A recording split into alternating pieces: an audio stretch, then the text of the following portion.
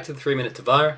This week's portion, Parshat Mikeitz, talks about Joseph. Last week spoke about Joseph, and this week we also speak about Joseph. Last week we learned about Joseph being sold into slavery and ending up in jail for doing something which he never did.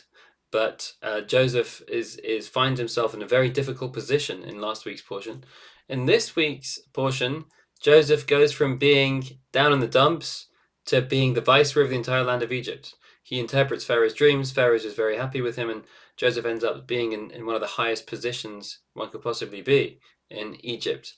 Joseph, against all odds, remains true to his values, remains true to his beliefs, does not get influenced by the Egyptians around him. The Egyptians were steeped in immorality at the time, and Joseph remained true to who he was, remembering those lessons that his father taught him, and never ever compromised on that which he believed in.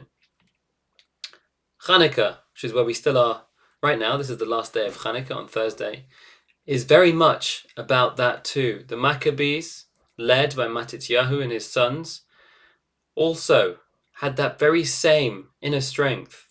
They didn't allow themselves to get influenced by the Greek culture. They didn't allow themselves to become swayed by the Greeks who so desperately wanted the Jews to come and become like them. Both Joseph and the Maccabees, against all odds, were able to fight against those outside influences and remain true to who they were.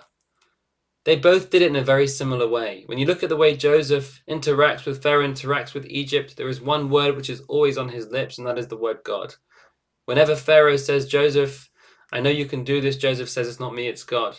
Whenever people in Egypt ask Joseph to do something, he always reminds them of the fact that it's not him, it's God. The Maccabees were exactly the same.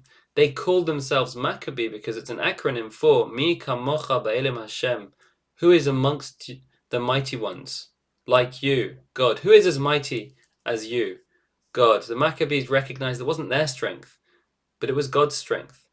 When we think it's on us, when we think that we need the power to be able to fight back, that we need the power to be able to stand strong, that's not necessarily going to lead us to success. When we recognize that we have God on our side, when we recognize that God is where our strength comes from, then we will always succeed. The reason why Joseph was able to remain so true to himself was because he always recognized that God was on his side and God was looking after him. The reason why the Maccabees were able to fight and defeat the Greek army is because they too recognized that it wasn't their strength, it was God's strength. The more we recognize that, then the greater our successes will be, and the easier it will be for us to remain true to who we really are. Wishing you all a Shabbat Shalom.